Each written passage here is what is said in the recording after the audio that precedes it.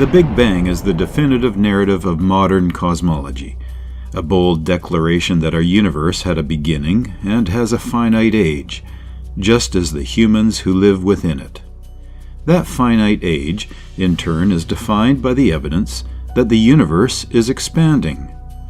Those two ideas, a singular cosmic beginning, followed by billions of years of cosmic growth, are so strange that some people have never made peace with them.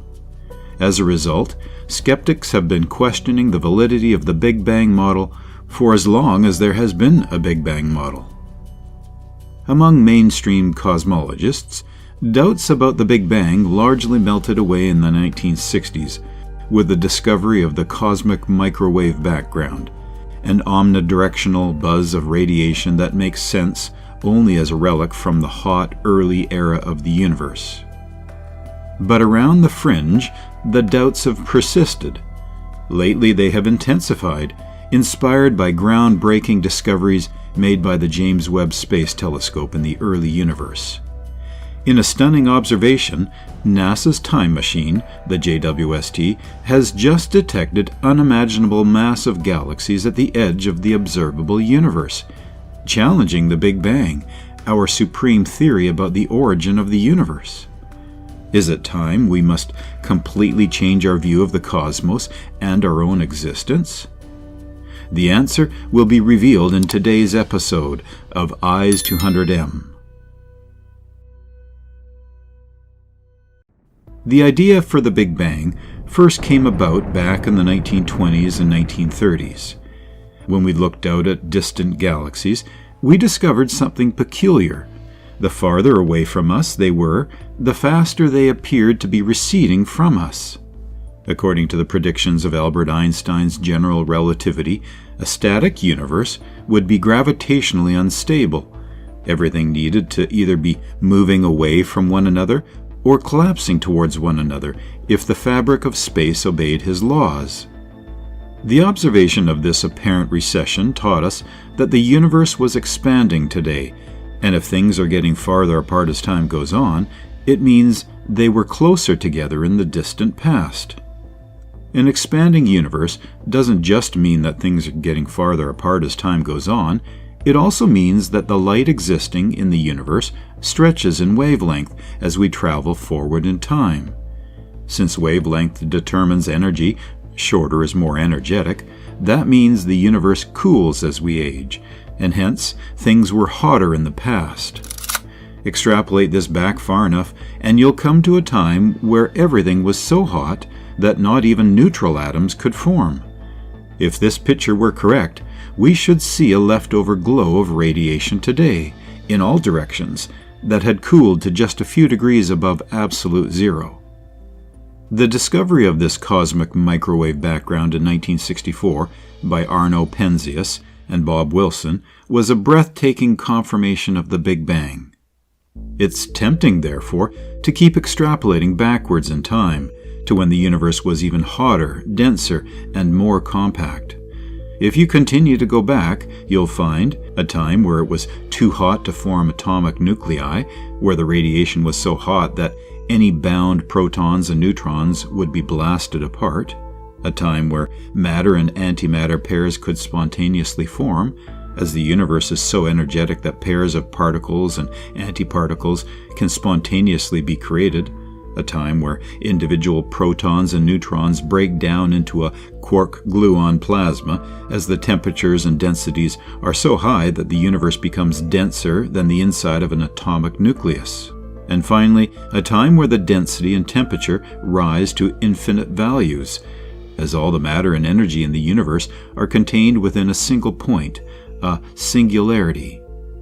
This very final point, this singularity that represents where the laws of physics break down, also is understood to represent the origin of space and time. And this was the ultimate idea of the Big Bang. Of course, everything except the last point has been confirmed to be true. We've created quark-gluon plasma in the lab. We've created matter-antimatter pairs. We've even done the calculations for which light elements should form and in what abundances during the early stages of the universe are, and we've made measurements and found that they match with the Big Bang's prediction.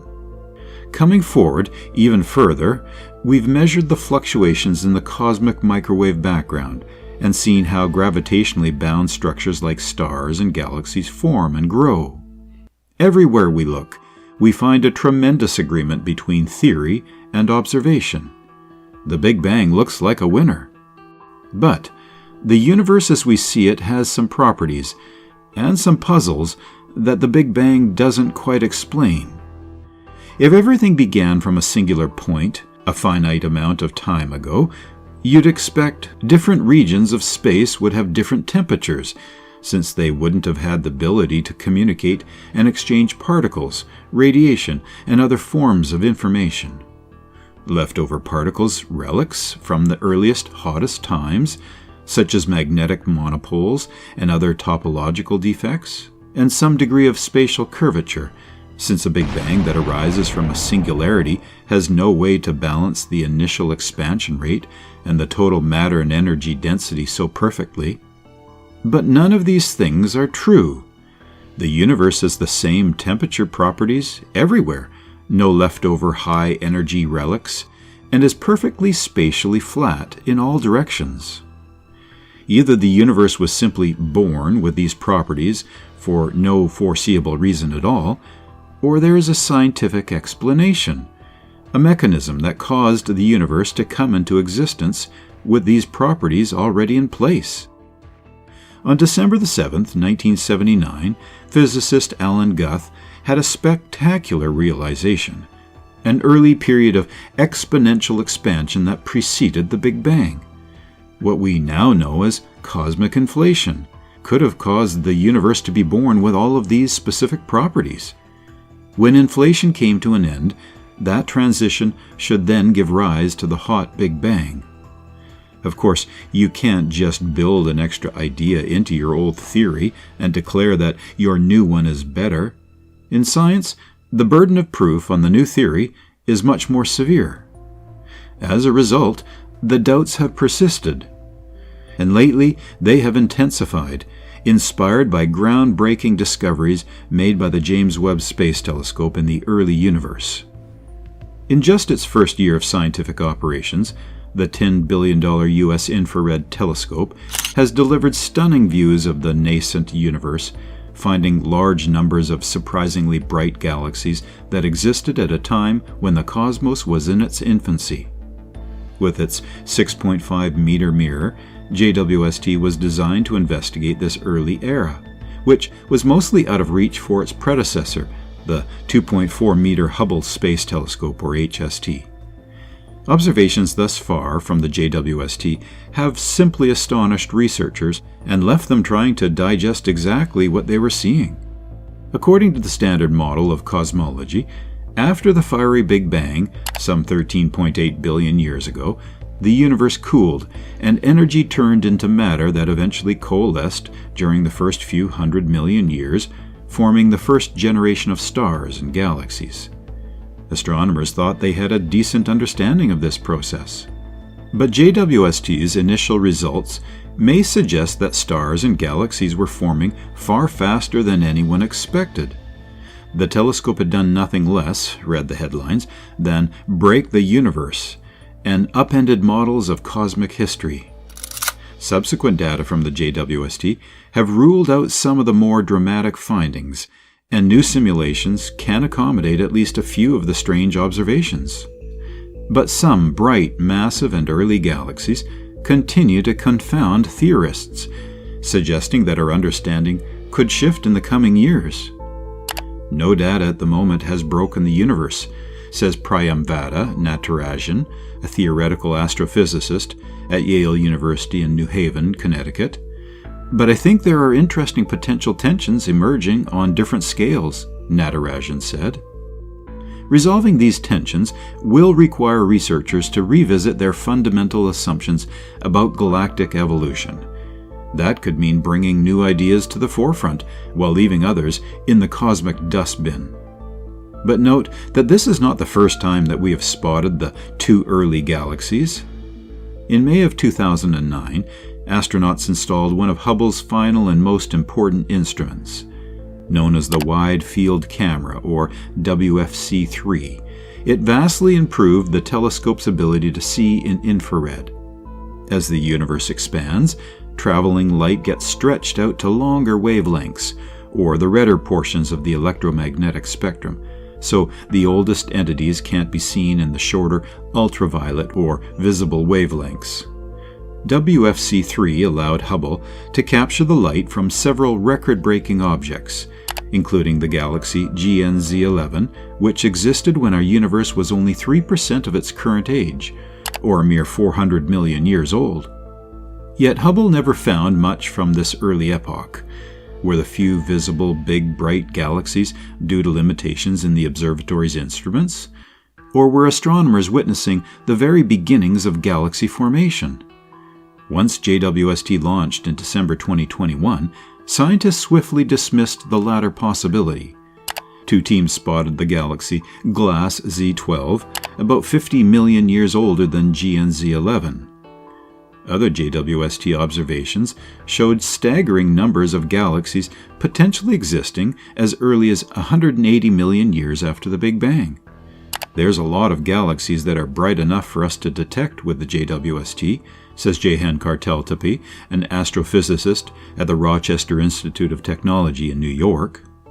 We knew there would be some, but people were surprised at how many there are and how easy they were to find, he said. These galaxies are also potentially more massive than cosmologists expected. The scorching conditions in the first few 100,000 years after the Big Bang meant that matter couldn't settle down and condense into entities such as stars and galaxies. As the universe expanded and cooled, standard cosmological theories hold that particles of dark matter, mysterious stuff that outweighs normal matter about 6 to 1, clumped under the force of gravity and formed massive halos. These then gravitationally attracted regular matter, which slowly accumulated in the halos and produced the stars and galaxies we see today. Most models estimate that a galaxy the size of our Milky Way wouldn't form until roughly 1 to 2 billion years after the Big Bang. Yet, in that first JWST image of the SMACS 0723 cluster, astrophysicist Erica June Nelson of the University of Colorado Boulder noticed, quote, these big honking red disks, end quote, that appeared to be extremely massive galaxies rapidly forming stars. These dusty red elongated galaxies, 6 of them, all seem to have existed within the first 500 to 700 million years of cosmic history. Based on the object's brightness, Nelson's team calculated that they might each weigh at least 100 billion times the Sun's mass. One in particular was a colossus containing perhaps 100 billion suns, on par with our own galaxy, and could have 2 nearby companions, suggesting that it was part of a galactic group. Their quoted properties are so massive that it's really hard to see how you can form those and keep our current models of cosmology completely intact, says Michael Boylan-Kolchin, a theoretical astrophysicist at the University of Texas at Austin. Not everyone is convinced that these objects are quite so hefty or so distant. A group of astronomers from the United States and France pointed out that the galaxy's properties suggest that they could be mostly filled with young, low-mass stars, which would make them about 1,000 times less massive than originally calculated. Nelson and her colleagues spent a good deal of time investigating this possibility in their own work, eventually dismissing it as requiring too many unlike premises to be right. Another paper from the Cosmic Evolution Early Release Science, or SEERS program, one of the major JWST survey teams, estimated that the largest galaxy is actually located much closer to us at an era more than 1 billion years after the Big Bang. By applying a set of assumptions to the same data, they posit that a fraction of its overall light could be coming from a supermassive black hole feeding on material in its center, meaning that it has fewer stars and roughly 10 times lower mass overall, an interpretation that Nelson agrees is probably correct. Such discrepancies point to the difficulty of early JWST science.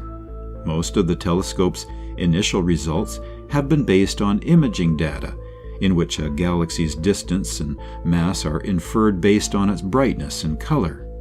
This method is useful, but beholden to certain assumptions.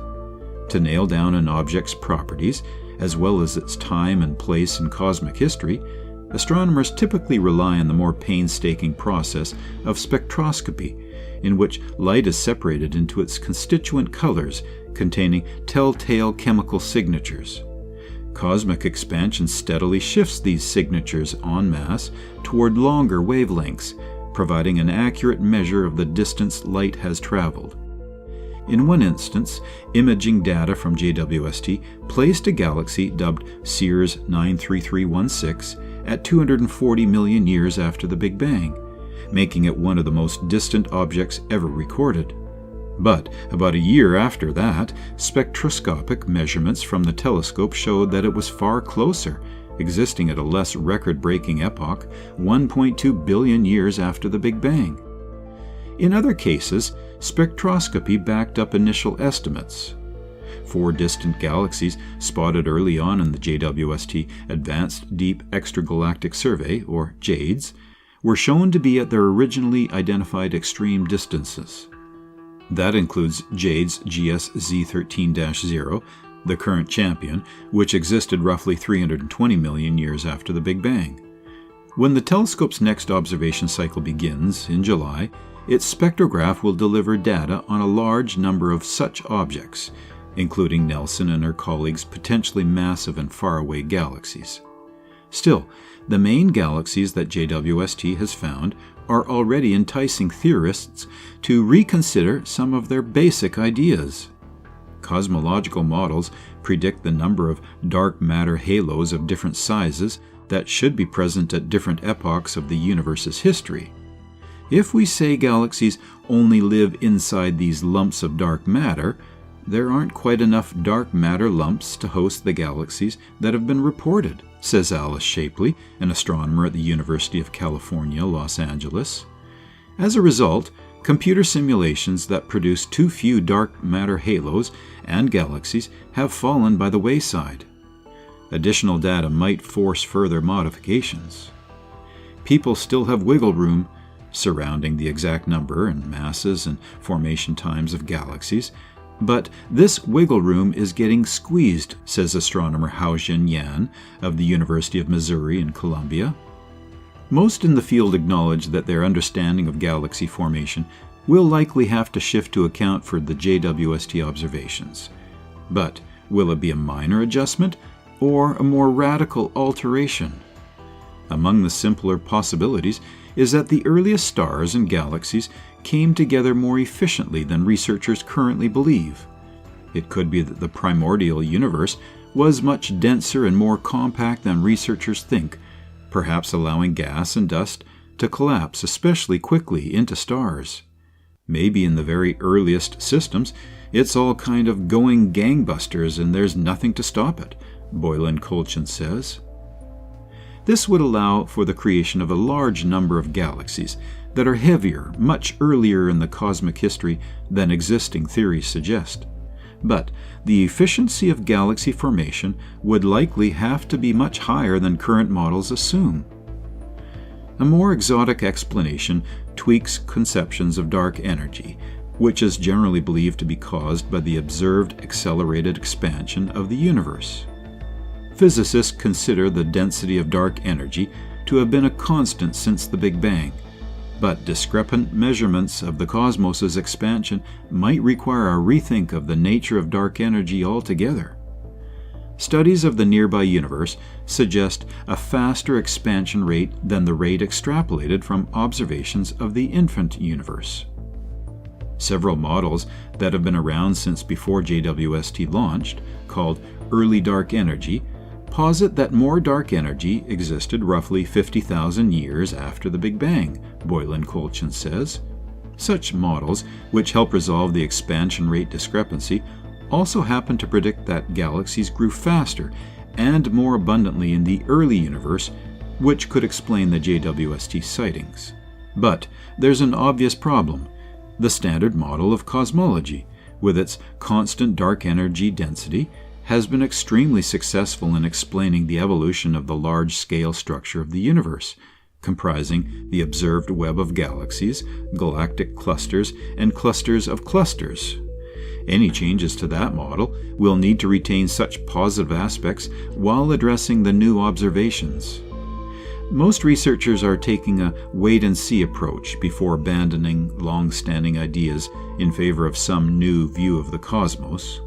Regardless, the new eye on the sky has energized and pushed astronomers to question bedrock assumptions.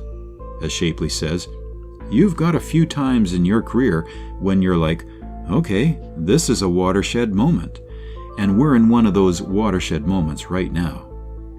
And now a question comes to our mind.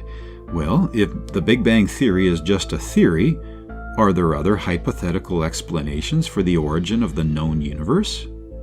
Well, the short answer is yes. And here are 4 of the interesting alternatives to the Big Bang Theory. Number 1, quasi-steady-state theory. Steady-state theory can be considered as a direct contradiction to the Big Bang Theory. It suggested that the universe never had a beginning and has existed forever with a uniform density. Due to various drawbacks of this theory, it was later updated to quasi-steady-state theory. It stated that as the universe expands, there are packets of matter which are constantly being created to maintain the density of the universe. But this theory wasn't able to convince scientists as effectively as the Big Bang Theory did. The data from the CMB proved that a huge explosion had happened billions of years ago, around 14 billion years, which marked the beginning of the universe. Alternative theory number 2, mirror universe theory. The mirror universe theory is a very hypothetical yet interesting alternative model to the Big Bang Theory. It states that during the Big Bang, 2 universes were born, one proceeding forward in time and the other proceeding backwards in time. It implies that the time our universe proceeds from its birth to death, but also proceeds from death to its birth in the mirror universe. The movie Tenet gives the best example of such a model, where the entropy of the objects is reversed, which makes them run backward in time. Number 3, digital simulation. Technology in the 21st century has enabled humans to develop and control a simulation of various physical aspects of our surroundings through smart computers. The advancement of technology will ensure a steady development in the domain of simulations possible by humans. Sometime in the future, there is a chance of this domain to expand and make it possible for humans to simulate a whole universe that can be controlled by using varying initial and final conditions. Want to know more about digital simulation? Check out Are We Living in a Simulation by Erickson Blogs. Yet this additionally questions our reality as a universe that is not recreated. Scientists have wondered, what if our universe is also simulated by some highly intelligent civilization, and our fates are predetermined by them? This theory of predeterminism is also supported by the concept of quantum entanglement. Here, information travels faster than the speed of light, violating the rules of the theory of relativity. One of the possible reasons for this phenomenon is predeterminism, where the spin of the entangled electrons is determined at the beginning of the universe itself. Theory number 4, multiverse theory. The theory of multiverse states that there is an infinite number of universes that are being born due to fluctuations in dark energy leading to multiple Big Bangs like explosions. Many such universes created due to the explosions cannot sustain themselves and eventually collapse to form a black hole. But some universes, like ours, had an explosion that was sufficient enough to expand itself and will continue till all the matter in the universe is separated from each other, creating a space of dark energy, wherein again the process of Big Bang happens and new universes keep on forming constantly. Apart from these alternate theories, There are many other exciting hypotheses, such as inflation theory, infinite universe theory, gravity rainbow, etc., which, though had a good base and logic but failed to beat the Big Bang theory, which is still the most widely accepted theory in the world. But the Big Bang theory is also a hypothesis that hasn't completely been proved and understood just yet, so the origin of the universe is really still a mystery to mankind. Well, that's all the information we have for you today. Don't forget to give us a thumbs up if you enjoyed today's episode, subscribe if you haven't already, and hit that bell so you never miss out on future episodes. And be sure to tell us what you think about today's content. Everyone's support motivates us to continue delivering quality content like this and to always improve. And as always, thanks for watching, and we'll see you next time. In 2021, a monumental moment in the history of space exploration unfolded as NASA successfully launched the James Webb Space Telescope into the vast expanse of the universe.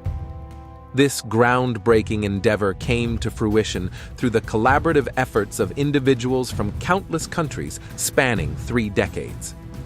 Fortunately, James Webb, truly living up to its billing, has been a game-changer in cosmology ever since it began its journey. You can marvel at the breathtaking images that it has gifted us, pushing the boundaries of scientific discovery. James Webb, with its unrivaled capabilities, has opened our eyes to the cosmos. From studying the atmospheres of nearby exoplanets to uncovering the secrets of the early universe, the Webb telescope has never disappointed us. It has taken amazing pictures of the cosmos, but also led to discoveries that, while breathtaking, but threaten to upend the standard model of cosmology.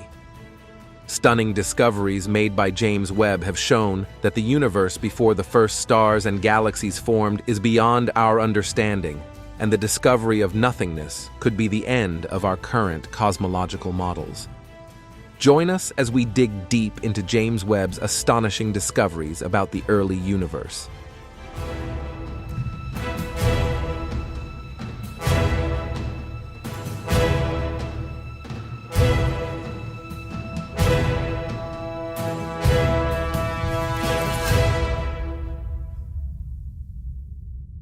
Of all the questions humanity has ever pondered, perhaps the most profound is, where did all of this come from? For generations, we told one another tales of our own invention and chose the narrative that sounded best to us. The idea that we could find the answers by examining the universe itself was foreign until recently, when scientific measurements began to solve the puzzles that had stymied philosophers, theologians, and thinkers alike. The 20th century brought us general relativity, quantum physics, and the Big Bang, all accompanied by spectacular observational and experimental successes. These frameworks enabled us to make theoretical predictions that we then went out and tested, and they passed with flying colors while the alternatives fell away. But, at least for the Big Bang, it left some unexplained problems that required us to go farther. When we did, we found an uncomfortable conclusion that we're still reckoning with today. Any information about the beginning of the universe is no longer contained within our observable cosmos. Here's the disconcerting story. In the 1920s, just under a century ago, our conception of the universe changed forever, as 2 sets of observations came together in perfect harmony. For the past few years, scientists led by Vesto Slipher had begun to measure spectral lines, emission, and absorption features of a variety of stars and nebulae. Because atoms are the same everywhere in the universe, the electrons within them make the same transitions. They have the same absorption and emission spectra. But a few of these nebulae, the spirals and ellipticals in particular, had extremely large redshifts that corresponded to high recession speeds, faster than anything else in our galaxy. Starting in 1923, Edwin Hubble and Milton Humason began measuring individual stars in these nebulae, determining the distances to them. They were far beyond our own Milky Way, millions of light years away in most instances. When you combine the distance and redshift measurements together, it all pointed to one inescapable conclusion that was also theoretically supported by Einstein's general theory of relativity. The universe was expanding. The farther away a galaxy is, the faster it appears to recede from us. If the universe is expanding today, that means that all of the following must be true. The universe is getting less dense as the fixed amount of matter in it occupies larger and larger volumes. The universe is cooling as the light within it gets stretched to longer wavelengths, and galaxies that aren't gravitationally bound together are getting farther apart over time. Those are some remarkable and mind-bending facts as they enable us to extrapolate what's going to happen to the universe as time marches inexorably forward. But the same laws of physics that tell us what's going to happen in the future can also tell us what happened in the past, and the universe itself is no exception. If the universe is expanding, cooling, and getting less dense today, that means it was smaller, hotter, and denser in the distant past. The big idea of the Big Bang was to extrapolate this back as far as possible, to ever hotter, denser, and more uniform states as we go earlier and earlier.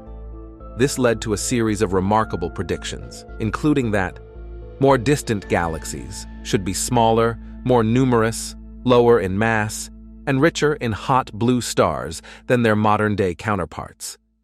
There should be fewer and fewer heavy elements as we look backward in time.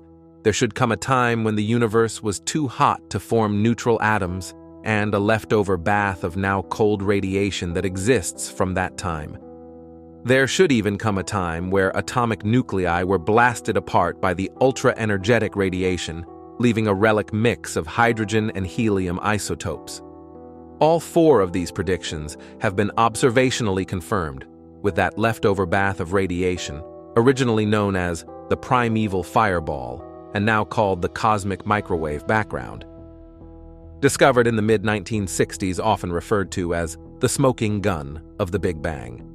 You might think this means that we can extrapolate the Big Bang all the way back, arbitrarily far into the past, until all the matter and energy in the universe is concentrated into a single point. The universe would reach infinitely high temperatures and densities, creating a physical condition known as a singularity, where the laws of physics as we know them give predictions that no longer make sense and cannot be valid anymore. At last, after millennia of searching, we had it, an origin for the universe. The universe began with a Big Bang, some finite time ago, corresponding to the birth of space and time, and that everything we've ever observed has been a product of that aftermath. For the first time, we had a scientific answer that truly indicated not only that the universe had a beginning, but when that beginning occurred.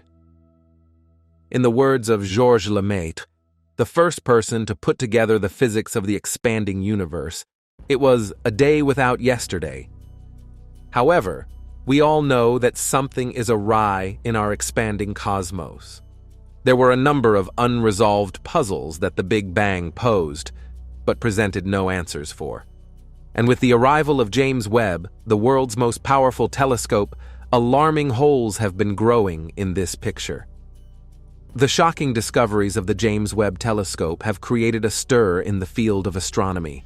Among all the discoveries made by the Webb telescope so far, the most surprising discoveries are from the early universe. We've already seen how these early galaxies display completely different properties than scientists expected. When the Superme Observatory opened its lens, extremely distant yet very bright galaxies immediately shone into the telescope's field of view. They were just so stupidly bright, and they just stood out, said Rohan Naidu, an astronomer at the Massachusetts Institute of Technology. The galaxies' apparent distances from Earth suggested that they formed much earlier in the history of the universe than anyone anticipated. Doubts swirled, but in December, astronomers confirmed that some of the galaxies are indeed as distant and therefore as primordial as they seem. The earliest of those confirmed galaxies shed its light 330 million years after the Big Bang, making it the new record holder for the earliest known structure in the universe. That galaxy was rather dim, but other candidates, loosely pegged to the same time period, were already shining bright, meaning they were potentially humongous. How could stars ignite inside superheated clouds of gas so soon after the Big Bang? How could they hastily weave themselves into such huge, gravitationally bound structures? Finding such big, bright, early galaxies seems akin to finding a fossilized rabbit in Precambrian strata.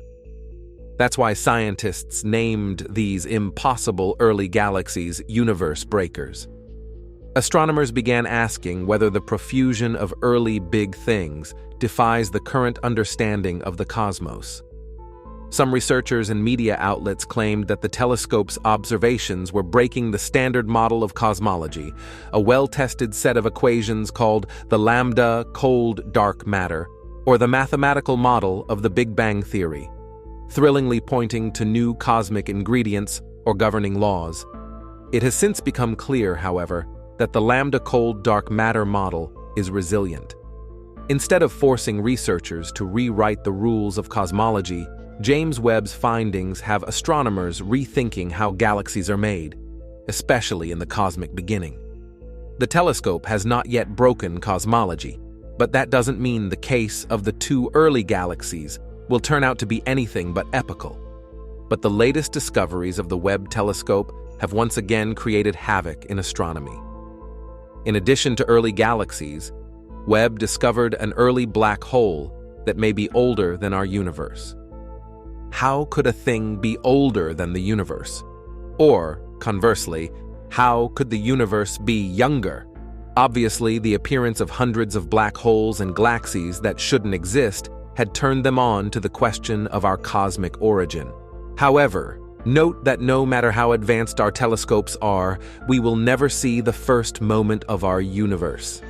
Because the first moment of our universe is so complex that our physics, such as gravity, quantum mechanics, nuclear physics, and classical physics, will all collapse at this stage. In other words, any information about the beginning of the universe is no longer contained within our observable cosmos. With incomplete observations, we cannot say that our universe had a beginning. There is a unique possibility that in the beginning there was, maybe there was no beginning. Perhaps our universe has always existed, and a theory of quantum gravity reveals how that could work. As Bruno Bento, a physicist who studies the nature of time at the University of Liverpool in the UK, said, "Reality has so many things that most people would associate with science fiction or even fantasy." In his work, he employed a new theory of quantum gravity called causal set theory, in which space and time are broken down into discrete chunks of space-time. At some level, there's a fundamental unit of space-time according to this theory. Bento and his collaborators used this causal set approach to explore the beginning of the universe. They found that it's possible that the universe had no beginning, that it has always existed into the infinite past and only recently evolved into what we call the Big Bang. Quantum gravity is perhaps the most frustrating problem facing modern physics. We have two extraordinarily effective theories of the universe: quantum physics and general relativity. Quantum physics has produced a successful description of three of the four fundamental forces of nature, including electromagnetism, the weak force, and the strong force down to microscopic scales. General relativity, on the other hand, is the most powerful and complete description of gravity ever devised. But for all its strengths, general relativity is incomplete. In at least two specific places in the universe, the math of general relativity simply breaks down, failing to produce reliable results, in the centers of black holes and at the beginning of the universe. These regions are called singularities, which are spots in space-time where our current laws of physics crumble, and they are mathematical warning signs that the theory of general relativity is tripping over itself. Within both of these singularities, gravity becomes incredibly strong at very tiny length scales. As such, to solve the mysteries of the singularities, physicists need a microscopic description of strong gravity, also called a quantum theory of gravity. There are lots of contenders out there, including string theory and loop quantum gravity. And there's another approach that completely rewrites our understanding of space and time. In all current theories of physics, space and time are continuous. They form a smooth fabric that underlies all of reality. In such a continuous space-time, 2 points can be as close to each other in space as possible, and 2 events can occur as close in time to each other as possible. But another approach, called causal set theory, reimagines space-time as a series of discrete chunks, or space-time atoms. This theory would place strict limits on how close events can be in space and time, since they can't be any closer than the size of the atom. For instance, if you're looking at your screen reading this, everything seems smooth and continuous. But if you were to look at the same screen through a magnifying glass, you might see the pixels that divide up the space, and you'd find that it's impossible to bring 2 images on your screen closer than a single pixel. This theory of physics excited Bento. He said, "I was thrilled to find this theory, which not only tries to go as fundamental as possible, being an approach to quantum gravity and actually rethinking the notion of space-time itself, but which also gives a central role to time and what it physically means for time to pass, how physical your past really is, and whether the future exists already or not." Causal set theory has important implications for the nature of time. According to Bento, a huge part of the causal set philosophy is that the passage of time is something physical, that it should not be attributed to some emergent sort of illusion, or to something that happens inside our brains that makes us think time passes. This passing is, in itself, a manifestation of the physical theory. So, in causal set theory, a causal set will grow 1 atom at a time and get bigger and bigger.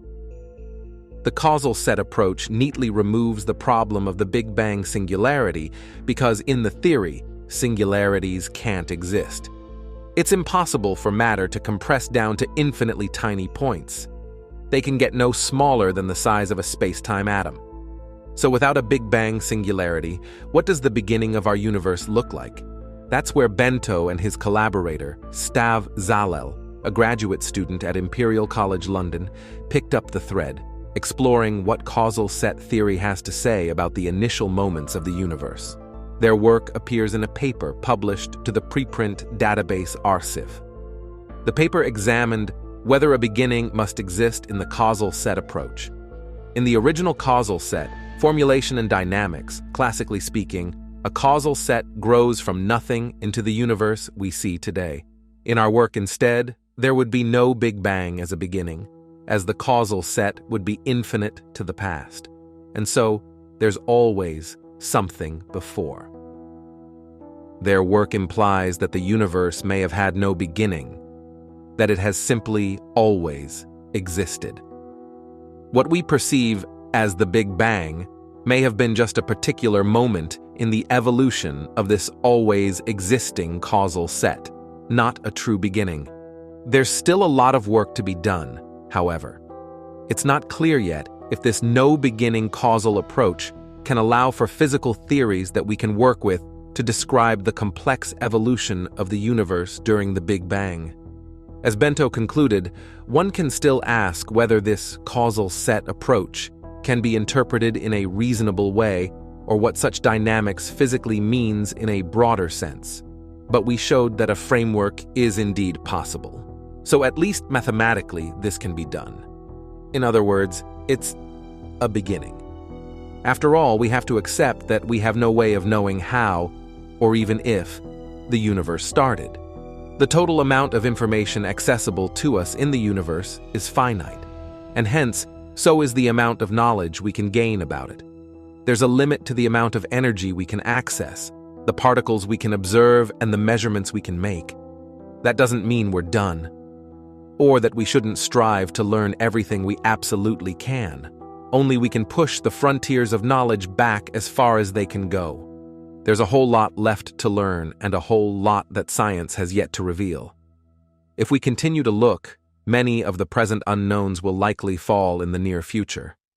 But what is knowable is finite, and this implies that there are necessarily some things we may never know.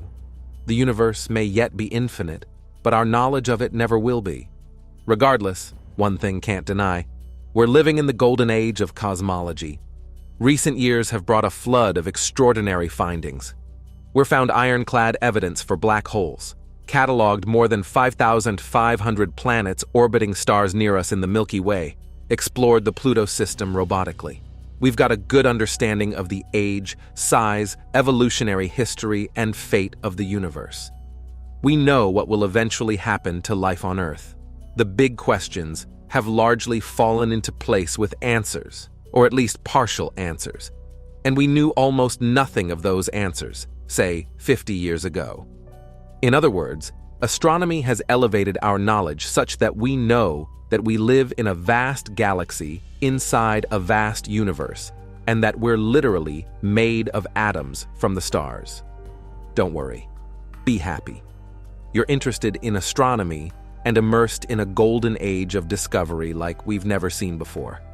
A remarkable information, a new space telescope set to launch in January 2024 will look at the cosmos with a revolutionary lobster eye, hunting for X-ray bursts that stem from some of the universe's most powerful phenomena, including feeding black holes, colliding neutron stars, and exploding stars. Named for none other than Albert Einstein, the Einstein probe is a joint effort between the European Space Agency, the Max Planck Institute for Extraterrestrial Physics, and the Chinese Academy of Sciences. This spacecraft will possess highly sensitive, next-generation X-ray instruments and exhibit an exceptionally wide field of view, allowing scientists to both pinpoint new events and study them in detail. As Eric Kolkers, ESA's Einstein Probe project scientist, said, "The cosmos is our only laboratory to investigate the most energetic processes. Missions like Einstein Probe are essential to advance our understanding of these processes and to learn more about fundamental aspects of high-energy physics. X-rays are emitted by powerful and violent events like supernovas, from which they're launched as the cores of dying stars collapse. They're directly connected to stellar material that is shredded before it gets consumed by black holes too, as well as to the collisions of ultra-dense, already dead stars called neutron stars. Because these violent cosmic events are often short-lived, however, the X-ray light they emit can be highly variable and unpredictable. This light can appear and disappear and brighten and dim incredibly rapidly, often appearing in the sky for only a brief moment before vanishing for long periods. If they reappear at all, that is. Spotting these X-rays is highly desirable for scientists because encoded within this high-energy light is information about the source that produced it. That means by observing X-rays, the Einstein probe could help scientists decode such events while simultaneously enabling astronomers to pinpoint new X-ray sources. Because neutron star collisions emits both X-rays and gravitational waves, first predicted by Einstein in his 1915 theory of gravity general relativity, the Einstein probe could help gravitational wave detectors locate the source of these tiny ripples in space-time that have traveled across millions or even billions of light years. This could ultimately help scientists observe these collisions before they fade, revealing more about the dynamics of these collision events and the unique physics that occur around them. For instance, heavy elements such as gold are known to be created in the aftermath of neutron star collisions. To achieve its pioneering view of the universe, the Einstein probe is equipped with two revolutionary instruments, the Wide Field X-ray Telescope, or WXT, and the Highly Sensitive Follow-up X-ray Telescope, or FXT for short. The WXT gets its expanded view of the cosmos from its unique modular design, which resembles the eye of a lobster. Lobster eyes, unlike other animal eyes, have evolved to perceive light via reflection rather than refraction, meaning these crustaceans have a remarkable 180-degree field of view. The so-called micropore optics technology of WXT allows the Einstein probe to see 3,600 square degrees, which encapsulates 10% of the entire celestial sphere over Earth in just one image. This enables it to see nearly the entire night sky over Earth in just 3 orbits around the planet, each of which would take the Einstein probe just around 96 minutes to complete. Once an interesting or new X-ray emitting event is spotted by WXT, the Einstein probe's FXT instrument will take over, targeting the X-ray source and studying it in much greater detail. In addition to this, when WXT makes a notable X-ray detection, the Einstein probe will fire a signal to ground-based observatories, allowing them to train other telescopes on the source and study it in a range of other light frequencies, ranging from low-energy long-wave radio waves to high-energy short-wave gamma rays. This multi-wavelength data could be absolutely vital in conducting detailed investigations of supernovas, neutron star collisions, and feeding black holes. In short, thanks to its innovative design, Einstein probe can monitor large swaths of the sky at a glance. In this way, we can discover many new sources while at the same time studying the behavior of X-ray light coming from known celestial objects over long periods. That's all the information that we have for you today. Don't forget to give us a thumbs up if you enjoyed today's episode, subscribe if you haven't already, and hit the bell so you never miss out on future episodes. And be sure to also tell us what you think about today's content. Everyone's support motivates us to continue delivering quality content and to always improve. As always, thanks for watching, and we will see you next time. How old is the universe? As of this writing, and in case you're still attached to the modern way in which we measure the progression of life, the age of the universe comes in at about 436, 900,000 seconds old. That's about 13.8 billion years to you and me. But a group of scientists just pointed out that that number, turns out, might be wrong. Many physicists had a heart attack when we got news Einstein might be wrong. The estimates of the age of the universe now are challenged by physics and observation. Our current understanding of the universe suggests galaxies take time to develop, by accumulating stars and building structures through various processes. However, new observations with cutting-edge telescopes, like the James Webb Space Telescope, have revealed mature galaxies at a time when the universe was relatively young, some of which are even older than the universe itself. Their existence challenges our current understanding of the cosmos. Join us as we dig deep into how the universe might be older than we thought. Since the dawn of humanity and conscious thought, we have studied the stars to try and figure out our place in the cosmos. As the ages passed by, our knowledge of the cosmos has increased. At first, we thought that we were at the center of the universe.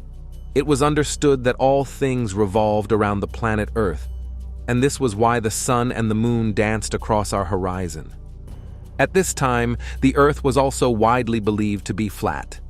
Sometime later, in 1514, a Polish astronomer by the name of Nicholas Copernicus distributed a handwritten manuscript titled The Little Commentary. Copernicus proposed that the sun is the center of the universe, not the Earth, and that the cycle of the sun and the moon is due to the rotation of the Earth. Copernicus's findings ultimately changed the way in which we examine the universe, as he was the first to use a combined approach of mathematics and physics with astronomy. While this paved the way for future scientists, physicists, and astronomers alike, it wasn't until the 17th century that Copernicus' theories were commonly held as fact.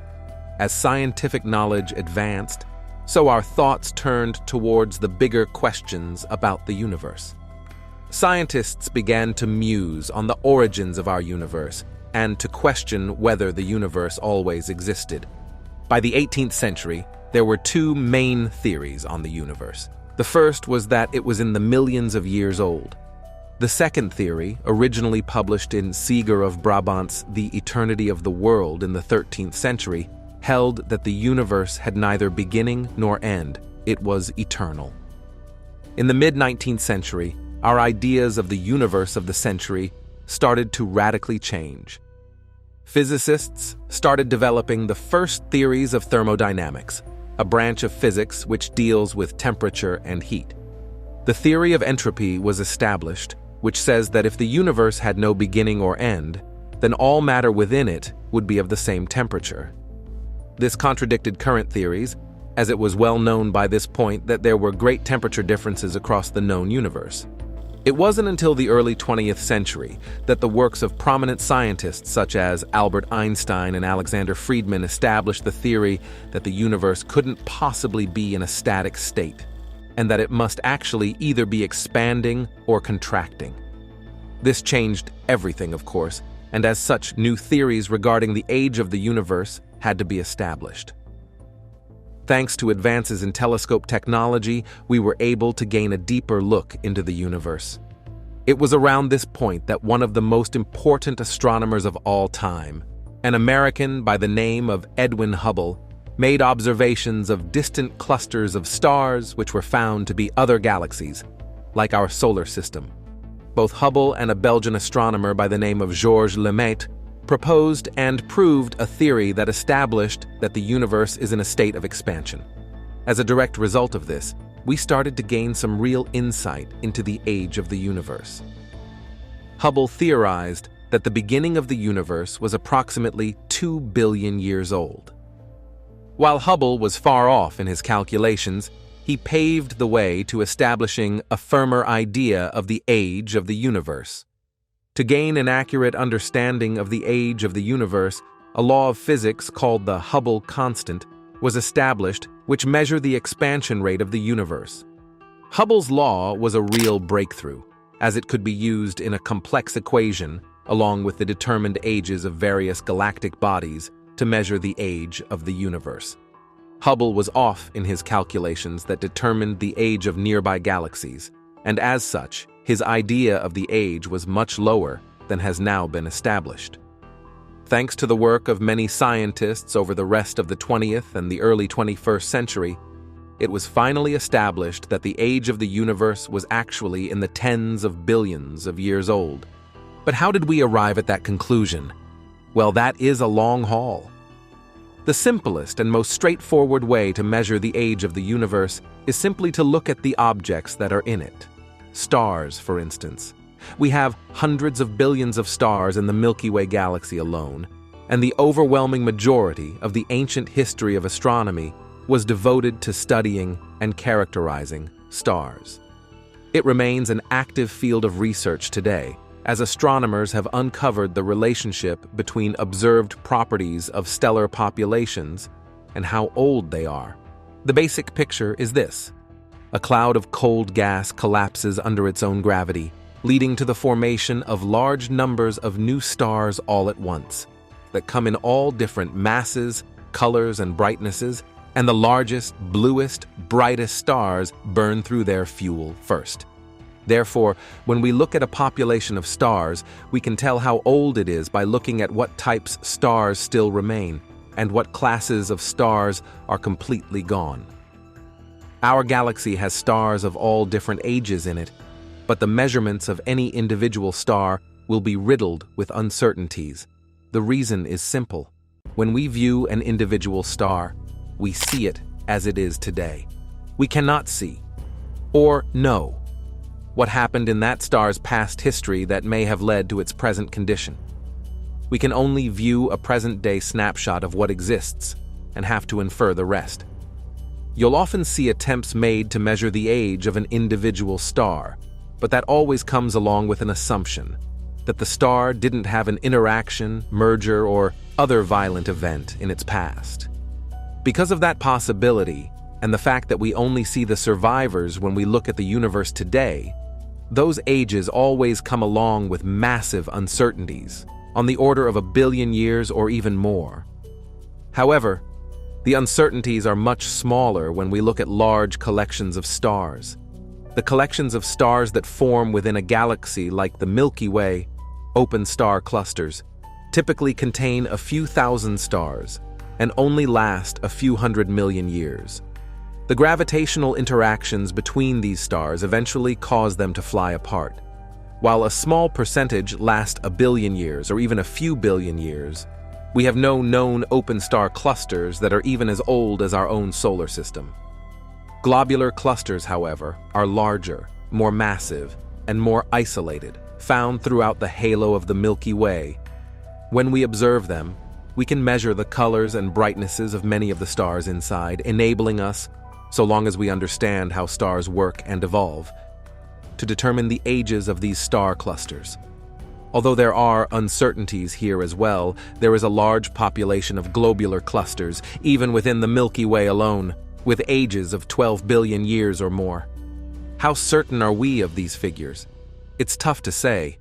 While it's almost guaranteed that the oldest of these star clusters must be between 12.5 and 13 billion years old, there remain large uncertainties about the amount of time required for a star right around the mass of our Sun to begin its transition into a subgiant, followed by its transformation into a full-blown red giant star. It could be 10 billion years, it could be 12 billion years, it could be some value in between.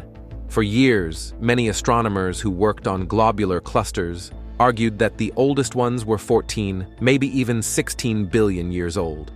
Today, we can reliably conclude there's a lower limit to the age of the universe of around 12.5 to 13 billion years from the stars we measure, but that doesn't pin down the age precisely. It's a good constraint to have, but to arrive at an actual figure, we'd like a better method. Fortunately, the universe gives us one. You see, Einstein's general relativity, for a universe filled with even amounts of matter and energy everywhere and in all directions, gives a straightforward relationship between two quantities, the amounts and types of matter and energy present within the universe, and how fast the universe is expanding today. This relationship was first derived all the way back in 1922 by Alexander Friedmann, and the equations that enable us to derive how old the universe must be are known as the Friedmann equations. It took us many years to measure the constituents of the universe, but we now have a consensus picture that's emerged. Observations ranging from the abundances of the light elements to the clustering of galaxies to how galaxy clusters collide to distant supernovae to the fluctuations in the cosmic microwave background all point towards the same universe. In particular, it's made up of about 68% dark energy, 27% dark matter, and 5% normal matter. This picture agrees with the full suite of observations that we have. You have to really cherry-pick your evidence very hard, overemphasizing measurements with large ambiguities, while simultaneously ignoring large suites of data, to wind up with sets of values that vary significantly from this. So then, you might think that everything hinges on the expansion rate. If you can accurately measure that, you can simply do the math and precisely arrive at the age of the universe.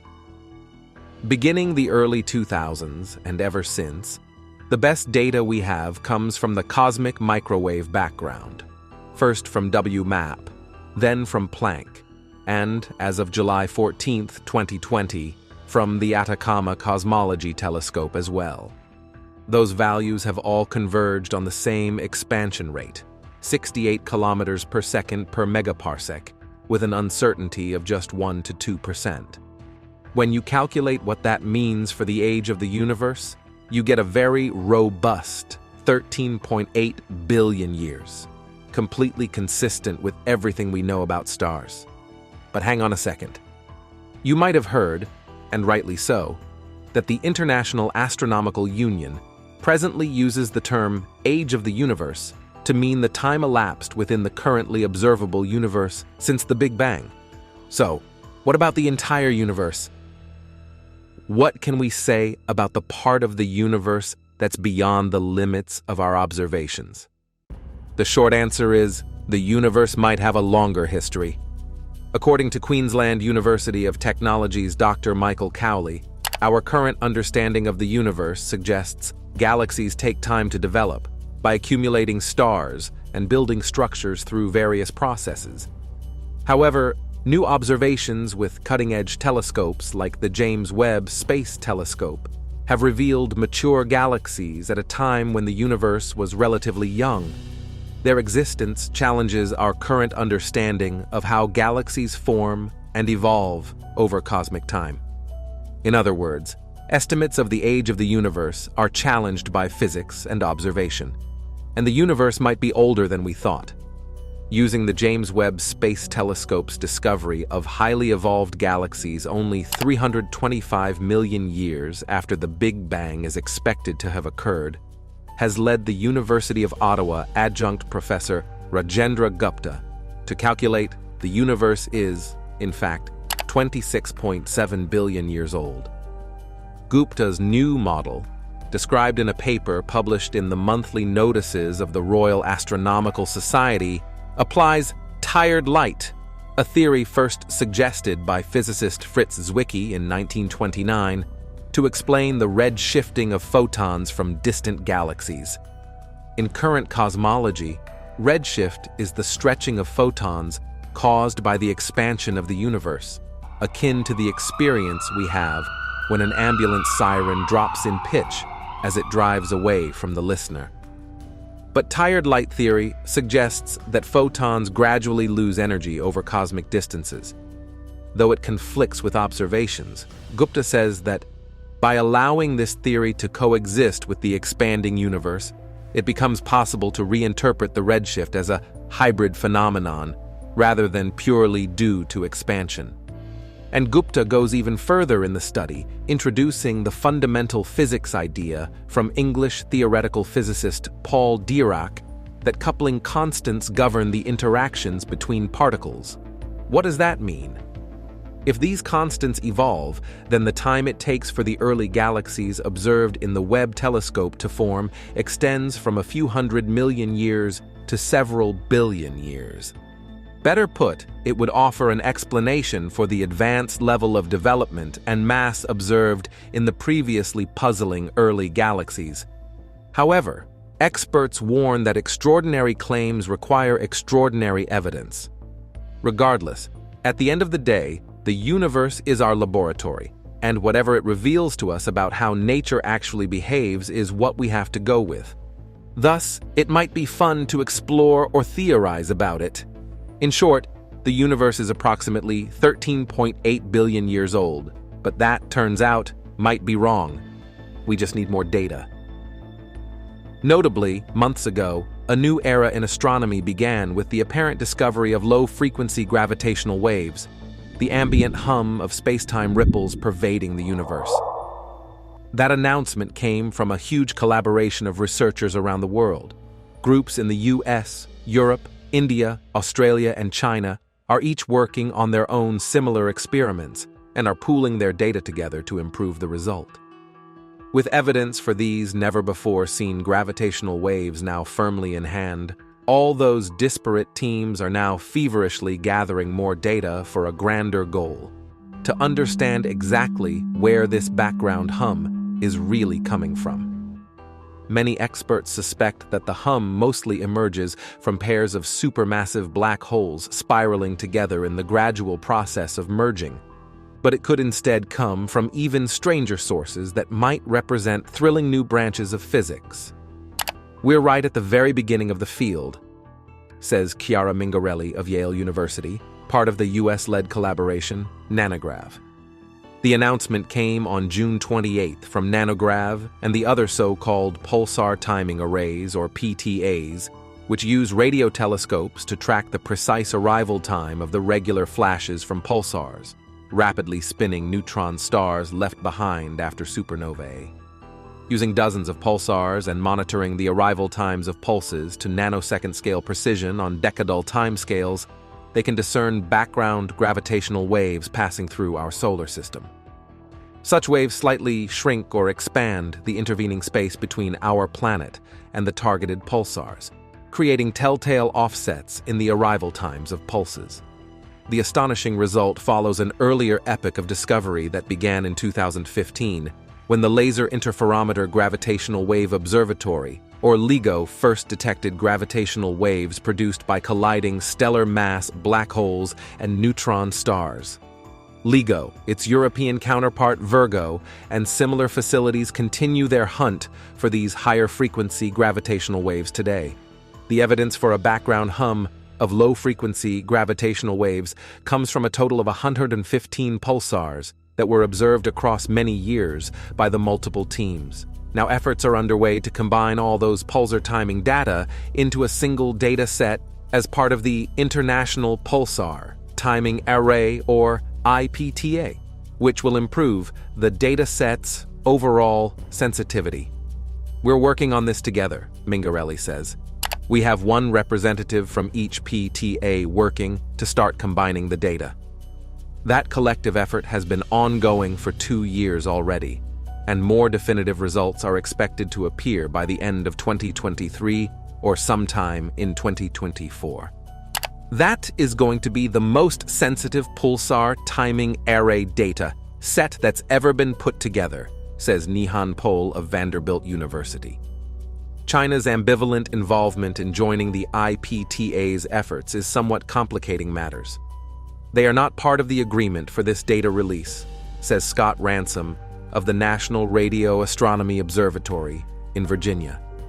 In the next few months, they may say they want to play nice with the rest of the community, or they may continue to go on their own.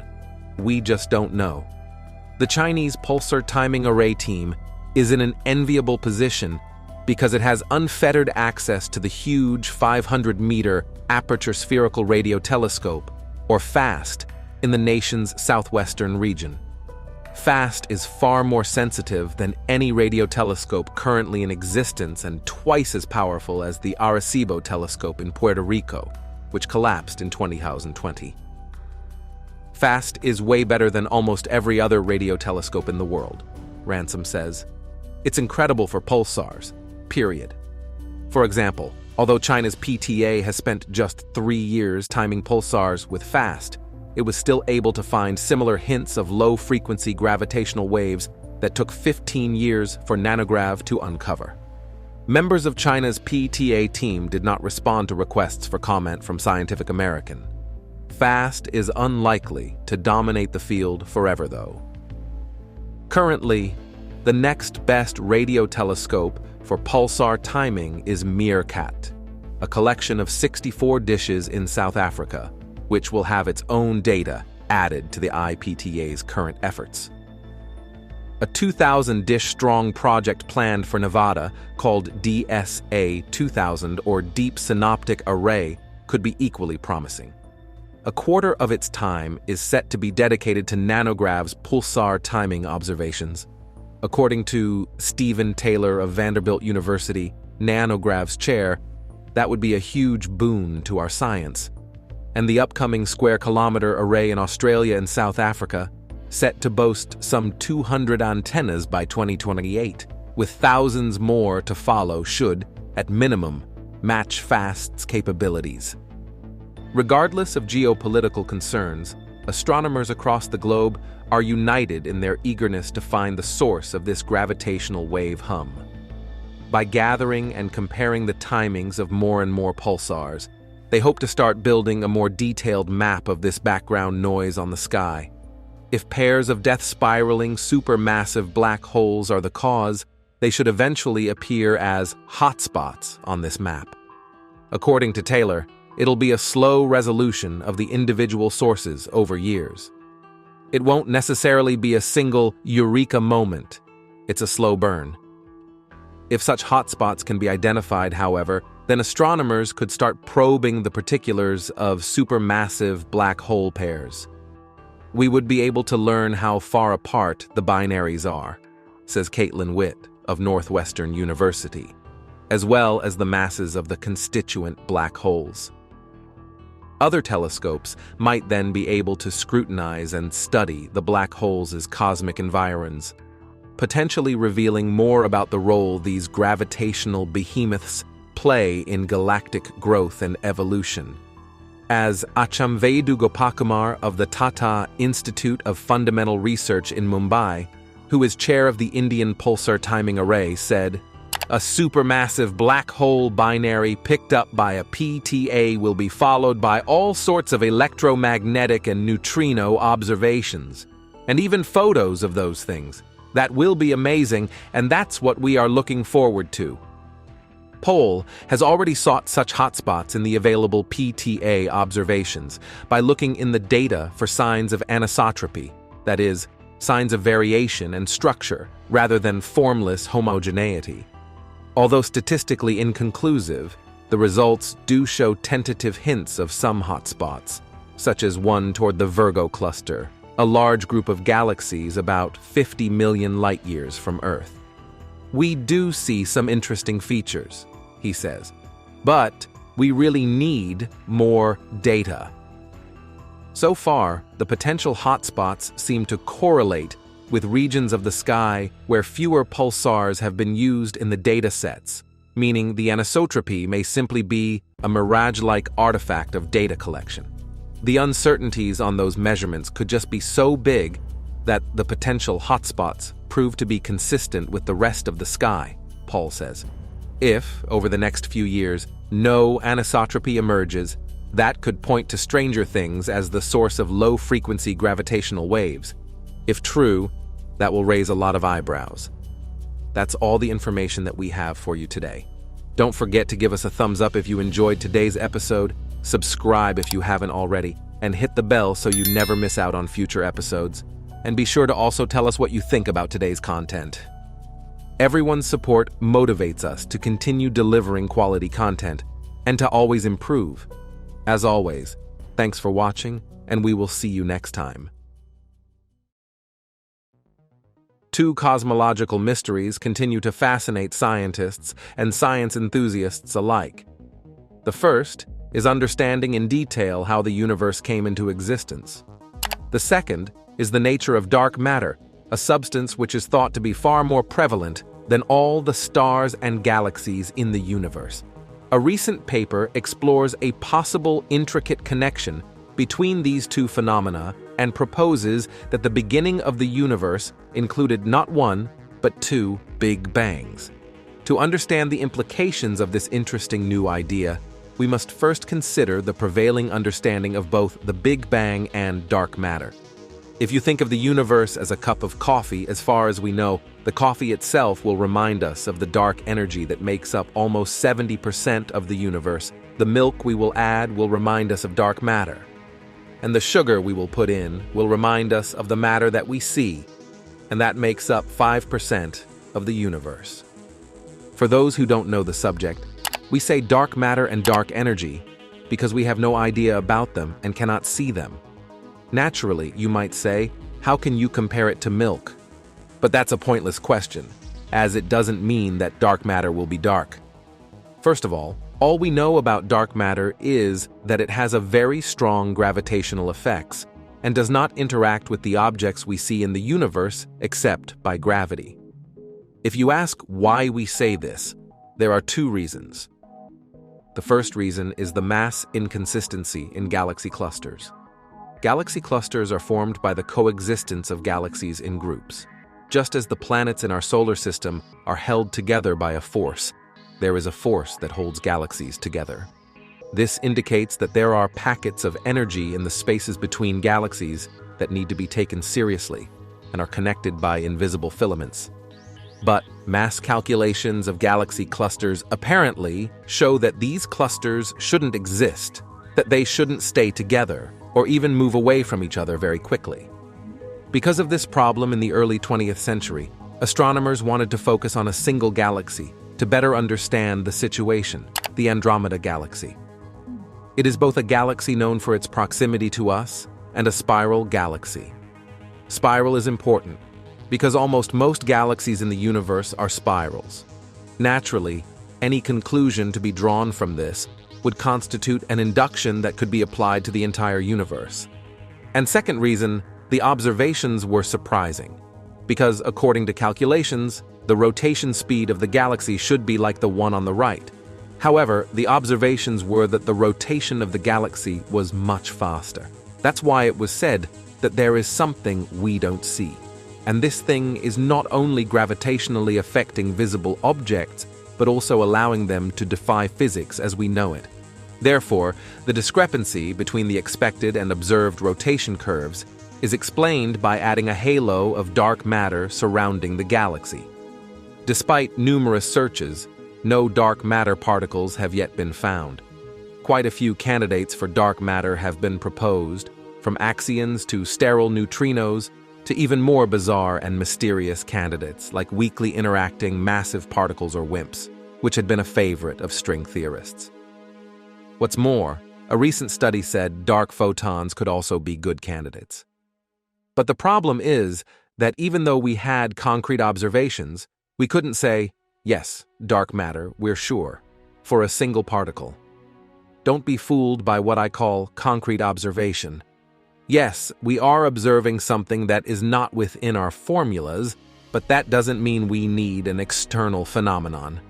Despite this, those who look definitively at such a phenomenon, especially those who have published their articles in respected journals of the scientific community, have always continued their research by looking at dark matter as something that is definitely. We have many models, but two of them stand out. One is the LCDM model, and the other is modified Newtonian dynamics, or MOND for short. The LCDM model is referred to as the standard model of Big Bang cosmology, as it combines the cosmological constant lambda, which Einstein called my biggest blunder, and the dark matter-related CDM. It is a very imaginary model in the sense of trying to find the unknown by taking the unknown into account when there are so many unknowns. In short, while extraordinary claims require extraordinary evidence, we have added these claims to the models. However, like there are those who drink coffee without sugar and milk, those who looked at it from a more realistic point of view said, why do we add imaginary things to our models that we know nothing about? And formulas were developed that challenged this model. The most notable is MOND. The idea of MOND was inspired by the rotation of galaxies. First published in 1983 by Israeli physicist Mordechai Milgram, the hypothesis's original motivation was to explain why the velocities of stars in galaxies were observed to be larger than expected based on Newtonian mechanics. MOND proposes to alter the acceleration of gravity depending on how strong the acceleration is. For large accelerations, which apply to anything within the solar system, the theory is the same as Newton's, which means that the force on an object is proportional to its acceleration. Force is equal to mass times acceleration.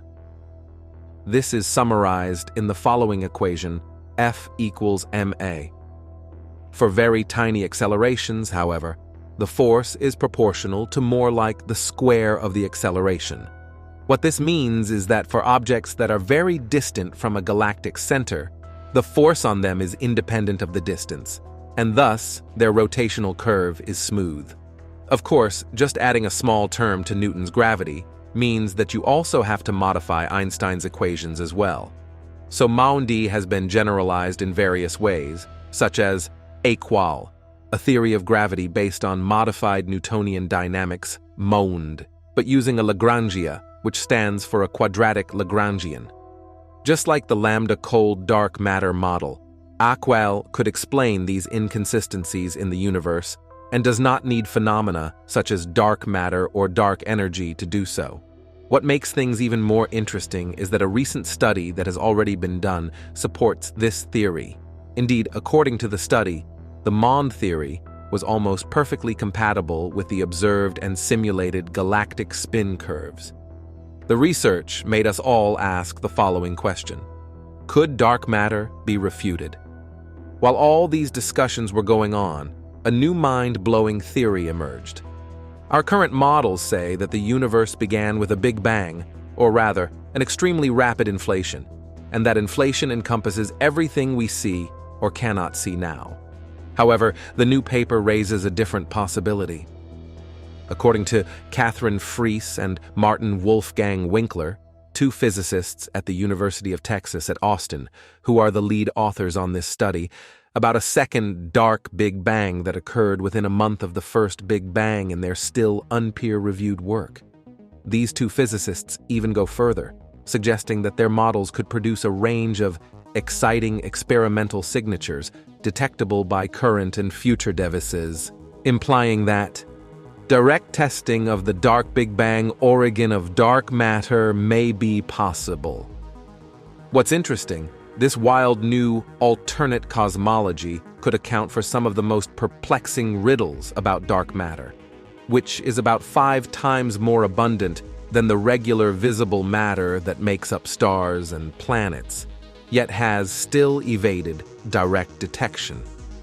As Freese and Winkler said in their study, according to the cosmological standard model, the very early universe went through an epoch of inflation, a rapid expansion of space driven by vacuum energy. The origins of matter and radiation lie in the hot Big Bang, which terminates inflation and releases the vacuum energy into a hot plasma of particles. The latter contains the photons, leptons, and quarks of our visible universe, and, in the standard picture, also the dark matter. However, there is no genuine reason for a common origin of visible and dark matter beyond simplicity. Furthermore, despite excessive experimental searches over decades, no direct non-gravitational interactions between visible and dark matter have been detected. In this light, we will present an alternative cosmological scenario in which the visible and the dark matter sector are completely decoupled other than through gravity. The hot Big Bang only induces visible radiation and matter, but no dark matter at all. It's a mind-boggling new interpretation of our cosmic origins, but the researchers said the idea of a dark Big Bang does not appear to violate the constraints associated with models of early cosmic structure formation, provided that dark matter emerged within a few weeks of the birth of the universe. There are a number of possible scenarios that might lead to this 1-2 punch at the beginning of time, but Freese and Winkler focus on what's known as a first-order phase transition that led to the creation of dark matter. Essentially, in addition to producing the seeds of regular matter, the original Big Bang generated a dark quantum field that didn't immediately decay. As the days rolled by in the universe's infancy, regular matter cooled into atoms, a process known as Big Bang nucleosynthesis. At some point around the point of BBN, the dark quantum field did finally decay and transform its state, sparking the dark Big Bang that created dark matter. One of the most exciting implications of a dark Big Bang is that it would leave traces that could be potentially detectable to modern instruments. For instance, an event of this scale would probably produce gravitational waves, which are ripples in spacetime that might be observable in observations of ultra-dense stars known as pulsars. Indeed, Freese and Winkler suggest that a project known as the International Pulsar Timing Array may have already spotted potential evidence for a dark Big Bang. They said that the dark Big Bang phase transition generates strong gravitational radiation. We investigated the sensitivity of ongoing and upcoming pulsar timing array experiments to the gravitational wave signal from the dark Big Bang. We found that already the ongoing International Pulsar Timing Array run, which combines several individual pulsar timing array experiments, has an exciting discovery potential for dark Big Bangs, which occur around or after Big Bang nucleosynthesis.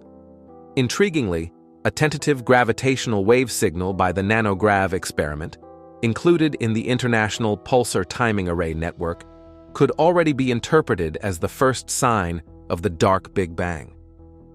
Future instruments, such as the enormous Square Kilometre Array, could provide even more sensitivity to the search for signs of this speculative origin of dark matter. At this point, it's hard to predict whether this unusual explanation for dark matter might ever be backed up by hard evidence, but the new study provides a tantalizing roadmap to seek the answer to one of science's most intractable riddles. Hopefully, Researchers will be able to confirm or disprove this idea within a few years. After all, being open to experimentation and observation, as well as thought-provoking. Otherwise, there are universes that we all dream of. However, only the provable ones in these universes are worth seeing and telling.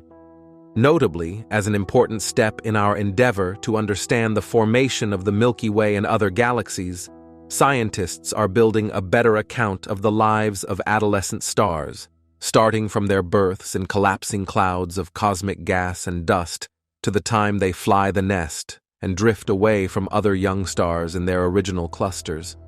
Studying these stellar timelines will help scientists better determine the ages of stars, and because age is a fundamental parameter in astrophysics, it can ultimately offer astronomers a clearer picture of how star systems and even entire galaxies evolve. The team developed its new method of age determination by harnessing two of the most powerful and accurate techniques already employed by astronomers to study stars. They found that one, known as isochronous measurement, can be used to determine precisely when stars are born. The other, known as dynamical. Synchronizing these two differing cosmic clocks revealed to the team that stars snuggle up to their stellar siblings for around 5.5 million years after birth. Our work paves the way for future research into star formation and provides a clearer picture of how stars and star clusters evolve, Nuria Miret-Roig, team leader and an astrophysicist at the University of Vienna, said in a statement. This is an important step in our endeavor to understand the formation of the Milky Way and other galaxies. Thus far, the best age approximations scientists have for stars apply to stellar bodies found in star clusters, which are most often of the same age because they formed from the same collapsing cloud of dust and gas. Miret-Roig and the team applied isochronous measurement and dynamical tracking to 6 relatively close star clusters up to 490 million light-years away. These clusters are also relatively young at around just 50 million years old. They found isochronous measurement gave an age 5.5 million years older than dynamic backtracking. This indicates that the two measurement methods measure different things, Miret-Roig explained. The team theorizes this is because the isochronous measurement clock starts ticking when stars are born, while the dynamical backtracking clock only starts running when a star cluster expands and individual stars start to break free of their siblings as well as the natal gas and dust clouds they were born in. This age difference between the two methods represents a new and much-needed tool to quantify the earliest stages in a star's life. Research co-author and professor at the University of Vienna scientist João Alves said, specifically, we can use it to measure how long the baby stars take before they leave their nest. The synchronization of these two cosmic clocks and the discovery that the embedded phase lasts around 5.5 million years was made possible with data from the European Space Agency Space Mission Gaia, which is currently building an extraordinarily precise three-dimensional map of more than 1 billion stars throughout our Milky Way galaxy. The results were also aided by radial velocity measurements of stars from the ground-based Apogee catalog. As Alves said, this finding has significant implications for our understanding of star formation and stellar evolution, including planet formation and the formation of galaxies, and opens up a new perspective on the chronology of star formation. For example, the length of the so-called embedded phase, during which baby stars remain within the parental gas cloud, can be estimated. Another new research has revealed that different types of neutron stars, born when massive stars die, behave in a similar way. This might sound like a minor result, but in the grand scheme of things, it's a finding that further supports the idea that these extreme dead stars, so dense a tablespoon of one equals something like the weight of Mount Everest, could be behind mysterious blasts of radiation called fast radio bursts. Millisecond-long bursts of radio emission. Fast radio bursts seem to come from sources beyond the limits of the Milky Way, yet since their discovery in 2007, their origins have remained shrouded in mystery. There is one possible suspect, however: highly magnetic neutron stars, or magnetars. And the team behind the new discovery, including researchers from the Max Planck Institute for Radio Astronomy and the University of Manchester, found that magnetars indeed share a relationship between the pulse structure and rotation that also present in other so-called radio-loud neutron stars. The discovery of a similar universal scaling between different sorts of neutron stars hints at the plasma processes that may be responsible for these radio emissions themselves. It also leads scientists to interpret structures seen in fast radio bursts as being the result of a corresponding rotational period. As Michael Kramer, first author of a paper on the findings and the director of the Max Planck Institute for Radio Astronomy, said in a statement, "When we set out to compare magnetar emission with that of fast radio bursts, we expected similarities. What we didn't expect is that all radio-loud neutron stars share this universal scaling. Neutron stars form when massive stars run out of fuel for nuclear fusion. Once a star runs out of such fuel, the energy that's been supporting them against the inward crushing force of their own gravity ceases to exist. This then causes the outer layers of the star to be blown away, resulting in massive supernova explosions while the core itself collapses.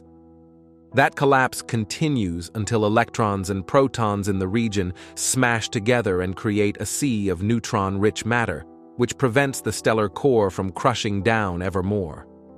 Any more, and the core would eventually create a black hole. Sans black hole, however, the result of the core collapse process is a body around the width of a city here on Earth, about 12 miles or 20 kilometers, and matter that's incomprehensibly dense. Recall the Mount Everest example. This isn't the only extreme quality the gravitational collapse causes, however. Just as an ice skater can speed up their spin by drawing in their arms, the stellar cores that create neutron stars reduce in radius and therefore spin up. This spin-up process can affect a core quite a bit. Some younger neutron stars, for instance, can rotate as fast as 700 times every single second. And, if they are, blasting out jets of radiation that sweeps over Earth, like a beam from a cosmic lighthouse. The fast-spinning neutron star is called a pulsar. Neutron stars that rotate hundreds of times per second are called millisecond pulsars. The two pulsars are notable for their periodic nature. Rotating radio transients, on the other hand, are neutron stars that emit more sporadic and less well-timed blasts of radio waves. Additionally, when the magnetic field lines of stellar cores crush in during this collapse, magnetic fields that are 1,000 billion times stronger than the magnetic field of the Earth are created. But some neutron stars have more powerful magnetic fields than even that, pushing limits 1,000 times stronger than that of a normal neutron star. These are known as magnetars. Astronomers know of around 30 magnetars to date, and around 6 of those have been seen to emit radio waves, leading scientists to theorize that fast radio bursts come from magnetars outside the Milky Way, extragalactic magnetars. The team set about investigating the possible magnetar. Fast radio burst link by looking at individual pulses of the 6 known magnetars in detail. They then probed the substructure of the pulses with the radio telescope Effelsberg, located in Bad Münstereifel, Germany, one of the largest fully directable radio telescopes on Earth. To the team's surprise, the fast-rotating millisecond pulsars and rotating radio transients have similar pulse structures. This led them to a universal scaling relationship for magnetars and the other forms of neutron stars that connect pulse structure to the rotational period, whether these extreme stars are rotating every few milliseconds or in around 100 seconds. We expect magnetars to be powered by magnetic field energy, while the others are powered by their rotational energy, Kuo Liu, team member and a scientist at the Max Planck Institute for Radio Astronomy, said in the statement. Some are very old, some are very young. and yet all seem to follow this law. In other words, the fact that all these radio wave blasting neutron stars behave like magnetars suggests that the intrinsic origin of the subpulse structure must be the same for any and all neutron stars emitting radio waves. As Ben Sappers, team member and a researcher at the Jodrell Bank Center for Astrophysics, said, if at least some fast radio bursts originate from magnetars, the timescale of the substructure in the burst might then tell us the rotation period of the underlying magnet or source. If we find this periodicity in the data, this would be a milestone in explaining this type of fast radio bursts as radio sources. As a remarkable note, NASA's already testing tech for the next generation of Mars helicopter. The agency recently released a video showing a pair of Mars helicopter rotor blades getting tested at the agency's Jet Propulsion Laboratory. The test occurred on September 15th, just one day before NASA's Ingenuity helicopter made a record-breaking flight on the Red Planet. With Ingenuity's major success, NASA is planning to incorporate helicopter-like drones into future Mars missions too, built with designs more robust than their predecessor, which has completed 66 flights and counting. The new dual-rotor system recently tested at Jet Propulsion Laboratory features 2 carbon fiber blades measuring more than 50 inches or 1.3 meters in diameter. That's nearly 4 inches or 10 centimeters longer than Ingenuity's are. The rotors were tested inside Jet Propulsion Laboratory's 25-foot space simulator, a vacuum chamber used by NASA engineers to expose spacecraft systems to conditions similar to those they will face during a mission. The stainless steel compartment spans 85 feet or 26 meters in height and can simulate the conditions of extreme temperatures and solar radiation found in the vacuum of interplanetary space. Over the course of 3 weeks, the dual rotors were spun at exponentially greater speeds to test their durability. A NASA video from inside the space simulation chamber shows a SEP-15 test during which the blades are spun at Mach 0.95, which is nearly the speed of sound. Coincidentally, Ingenuity completed a record-breaking flight just the next day. On September 16, the Mars helicopter flew its 59th flight across the Martian surface, reaching an altitude of 66 feet or 20 meters. At the time, this marked its highest flight yet. However, that record was broken during an October 5 flight, during which Ingenuity flew to a height of 79 feet or 24 meters. That's all the information that we have for you today. Don't forget to give us a thumbs up if you enjoyed today's episode, subscribe if you haven't already, and hit the bell so you never miss out on future episodes. And be sure to also tell us what you think about today's content. Everyone's support motivates us to continue delivering quality content and to always improve. As always, thanks for watching, and we will see you next time.